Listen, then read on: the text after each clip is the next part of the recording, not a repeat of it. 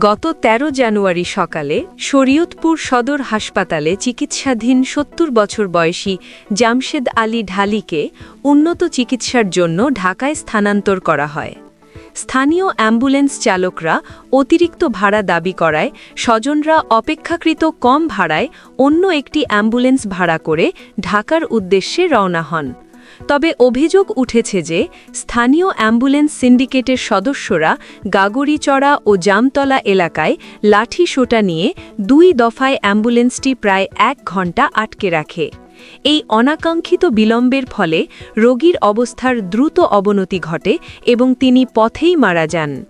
এই অমানবিক ঘটনার পর রোগীর স্বজনদের পাশাপাশি অ্যাম্বুলেন্সের চালকও দোষীদের দৃষ্টান্তমূলক বিচারের দাবি জানিয়েছেন। পুলিশ জানিয়েছে যে তারা বিষয়টি সম্পর্কে অবগত এবং লিখিত অভিযোগ পেলে দ্রুত আইনি ব্যবস্থা গ্রহণ করা হবে।